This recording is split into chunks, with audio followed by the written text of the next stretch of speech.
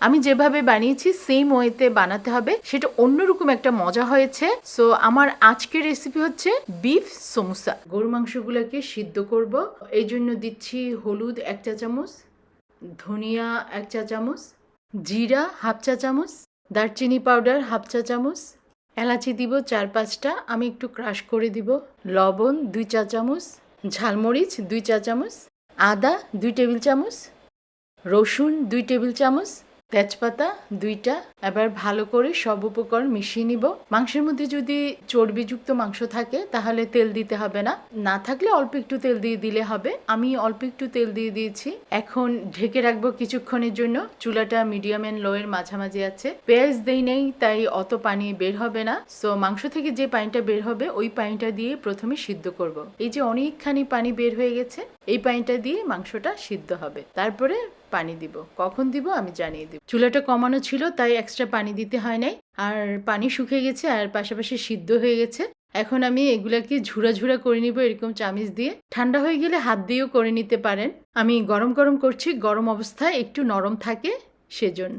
অল্প একটু রান্নার তেল দিচ্ছি, প্রথমে অল্প একটু দিয়েছিলাম। পুরের মধ্যে তেল বেশি দিলে খাওয়ার সময় মুখের মধ্যে ছুপছুপ করে তেল তেল মনে হবে, তাই তেল একটু কমই দিলাম। এরকম পেঁয়াজটা ঝুরা ঝুরা করে দিব। পেঁয়াজ 5 কাপ, কাঁচামরিচ 10-12টা, সিদ্ধ করে ওই যে ঝুরা করে রেখেছিলাম ওই গরু মাংসগুলো এখন দিয়ে দিব। চুলাটা আছে মিডিয়াম অ্যান্ড লো এর মাঝামাঝি। ভালো করে সব মিশিয়ে নিব পেঁয়াজটার সাথে মাংসগুলো। তারপরে ঢেকে রাখবো কিছুক্ষণ। গরম মশলার পাউডার হাফ চা চামচ, আবার ভালো করে মিশিয়ে নিব। মিশিয়ে ঢেকে রাখবো কিছুক্ষণ। আর একটু পরপর দেখবো আটকে যাচ্ছে কিনা, কারণ তেল কম তো আটকে যাওয়ার সম্ভাবনা থাকে। একটু পরপর নেড়ে দিব। এখন পেঁয়াজ থেকে পানি বের হয়েছে তাই চুলাটা মিডিয়াম করে দিব, পানিটা যেন চলে যায়। একদম শুকিয়ে নিব, পানি রাখবো না একদম। পেঁয়াজটা কিন্তু একেবারে মাংসের সাথে মিশিয়ে ফেলবো না, পেঁয়াজটা যেন দেখা যায় ওরকম ভাবে রাখবো। চুলাটা যদি মনে হয় বাড়িয়ে দিয়ে পানিটা কমিয়ে ফেলা যায় তাহলে বাড়িয়ে দিয়ে কমিয়ে ফেলবেন। কমিয়ে রাখলে এখন পেঁয়াজটা কিন্তু গলে যাবে। এই তো রেডি হয়ে গেছে পুর। এখন চুলাটা অফ করে দিব। সমোসা বানানোর জন্য আমি এখানে স্প্রিং রোল শিটগুলো নিয়েছি। প্যাকেট থেকে খোলার সাথে সাথে কিন্তু আবার বক্স অথবা ঢেকে রাখবেন যেন বাতাস না ঢুকে। বাতাস ঢুকলে কিন্তু শিটগুলো একদম ড্রাই হয়ে যাবে। এভাবে একটা শিট নিয়ে তারপরে আবার কভার করে রেখে দিবেন। শিটের চারদিকে এভাবে গ্লু লাগিয়ে নিব। গ্লুটা বানিয়েছি কিছু ময়দা আর একটু পানি দিয়ে গুলে নিয়েছি।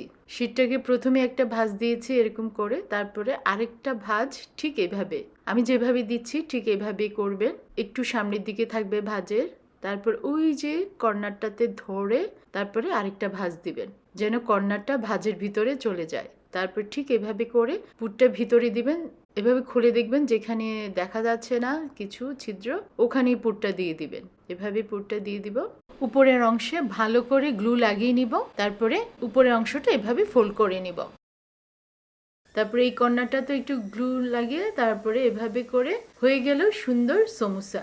একে একে আমার সবগুলো সমোসা বানানো হয়ে গেল। এখন ভাজি করার পালা। একটা ফ্রাই প্যানে নিয়েছি, আপনি ইচ্ছে করলে ডুবো তেলেও ভাজি করতে পারেন, হাফ তেলেও ভাজি করতে পারেন, আপনার ইচ্ছা। তেলটা যখন একটু গরম হবে তখনই সমোসাগুলো দিয়ে দিব। সাথে সাথে উল্টাবো না, একটু নেড়ে চেড়ে দিব। যখন এক সাইড দেখবো হালকা একটু ব্রাউন হয়েছে তখনই উল্টিয়ে দিব। সমোসাগুলো আমি একটু ব্রাউন করে ভাজি নিব, তাহলে অনেকক্ষণ পর্যন্ত ক্রিস্পি থাকবে। কি সুন্দর ফুলে ফুলে উঠেছে। আমার মতো করে একবার বানিয়ে দেখুন, দেখবেন অনেক মজা হয়েছে। আর বিফ সমোসা কিন্তু অনেক মজা হয় চিকেন সমোসা থেকেও। আর আমি যেই স্টাইলে বানিয়েছি ওইটাতে আরো বেশি মজা হয়। এখন সেকেন্ড পর্বগুলো দিয়ে দিচ্ছি। এগুলো সেম ওয়েতেই ভেজে নিব। এক সাইড হলে আরেক সাইড উল্টিয়ে দিব। আল্লাহ আমাদের সবাইকে ভালো রাখুক, সুস্থ রাখুক। দেখা হবে নেক্সট ভিডিওতে ইনশাল্লাহ।